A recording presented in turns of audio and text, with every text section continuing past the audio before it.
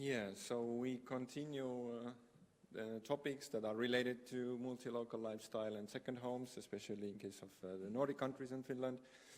But now I give a very short overview on the ongoing Horizon project, Win-Win for Work-Life, and a little bit more narrowed down to more specifically on the impacts of remote work on residential space, meaning that how remote work impacts residential relocation, how multilocality has influences there, and what all this could mean for the spatial inequality, not only in cities, but also in let's say, rural areas like South Savo, for example. And unfortunately, Riku couldn't come here, so I'm helping him out here. This is ongoing work, so I don't have any empirical results yet, but I'll give you some overview from the literature review that we have done with other partners and give some idea what we will do in this year and next year. So what from the both literature but also in common sense, we know that remote work has changed our daily lives, and that to some extent it has changed how society functions, maybe using more services from platform economy sector, and that there are some spatial structures changing to some extent. But why this topic is relevant is especially after the COVID-19, when this was really a shock, and then all of a sudden most of people were kind of forced to remote work, well, if they could. In Finland it was a bit less kind of disruptive, because our society had been already introduced remote working to some extent. But globally it was a disruption, and this is socially very significant now, this remote work. And for example, if you look the research articles that have been published since 2020, we can see that yes, it is significant. People are studying remote working from very different angles. And one of the interesting part in our project is to see what are the spatial impacts. So how the travel behavior changed, how the office downsizing or office relocation actually happens, how residential relocation takes place. And so far with the literature we're tackling some knowledge gaps that we figured out. So first of all, we found that there's a lot of confusion regarding terminology. Is it remote work, telework, virtual work? Is it hybrid work? Are they all the same? Are they a little bit different? And what was striking actually is that when remote work in broad sense is studying whatever the terminology is used, there's no clarity on spatial perspective, like what does it mean? Is hybrid work like at some place or not? Or is it telework only from home, or is it something else?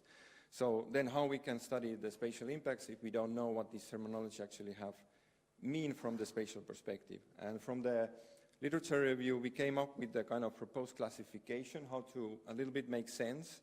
And what we are proposing here is that we could group remote work into 3 different groups. So working from home or second home, working from somewhere, meaning some specific, let's say, satellite office or very specific co-working space, etc. And then the third group, which is like working from anywhere. Basically, digital nomads fall into that. So I think this was already some interesting kind of findings that we found out. But then moving forward, we also see that the remote, like studying the remote work and its implications, because the remote work is a very complex process. It's not only up to us, it's up to the employers, policies and regulations, also how the society functions. So a lot of moving parts here, and this is something that we try to tackle in this project with several partners. And also the question how these what are the long-term impacts, especially for social, environmental and economic perspective. And that's why I asked in the previous session from Ilbo this question, like how cities actually consider remote work and like its impacts. So focusing on residential space and the impacts on there.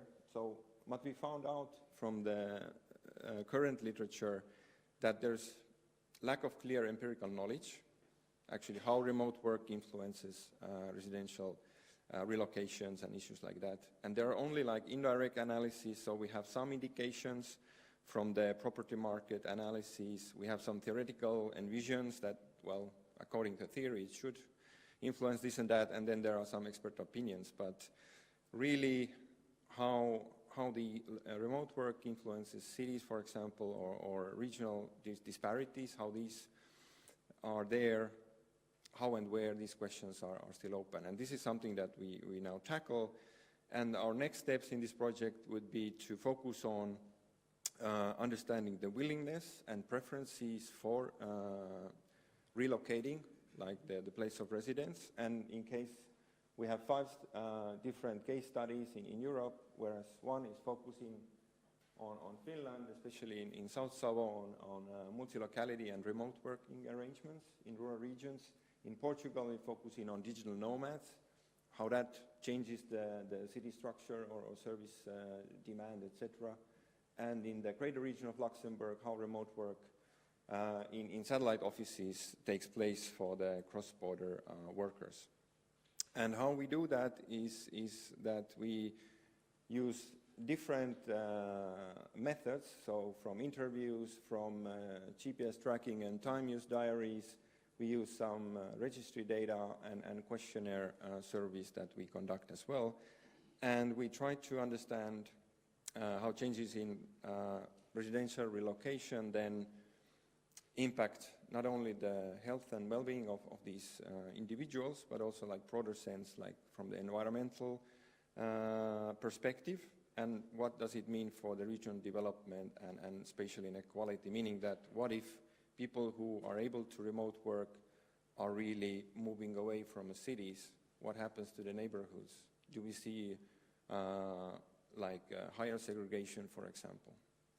And if they move away during certain seasons, like summer, then what happens?